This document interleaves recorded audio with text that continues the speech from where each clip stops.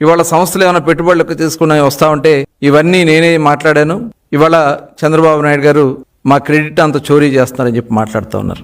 మరి రీసెంట్గా మన ఆర్సెల్ఆర్ మిట్టల్ దగ్గర 1,35,000 కోట్ల రూపాయలు పెట్టుబడితో ఒక స్టీల్ ప్లాంట్ నిర్మాణానికి మొన్న శంకుస్థాపన చేస్తే నేను ఎప్పుడో 2021లోనే వాళ్ళని ఆహ్వానించాను కాబట్టి వాళ్ళు వచ్చారు ఇప్పుడు అని చెప్పి ఆయన మాట్లాడుతూ ఉన్నారు. అయ్యా జగన్మోహన్ రెడ్డి గారు, అన్ని అభూత కల్పనలు.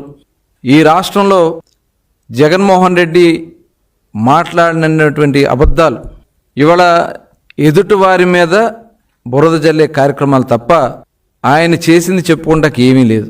ఇవాళ ఏదైతే ఆయన చెప్పిన 100 సార్లు అబద్ధాలు చెప్తాడు, అవే అబద్ధాలు సైకో బ్యాచ్ ఉన్నారు కింద, వాళ్ళు మోస్తా ఉంటారు. అవి ఇదేనా మీ క్రెడిట్?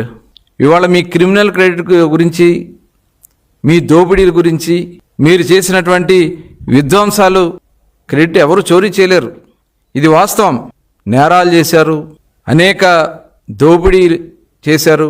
అలాంటి క్రెడిట్ని ఎవరు మీకులాగా ఆ క్రెడిట్ని సాధించలేరు. మీరు చేసినటువంటి విధ్వంసాలు సాక్షాత్తు ప్రజావేదిక లాంటి ఒక పవిత్రమైనటువంటి స్థలాన్ని కూల్చారు. అలాంటిది ఎవరు చేయలేరు. ఆ క్రెడిట్ ఎవరు కూడా చోరీ చేయలేరు. అలాగే 9 సార్లు విద్యుత్ ఛార్జీలు పెంచారు.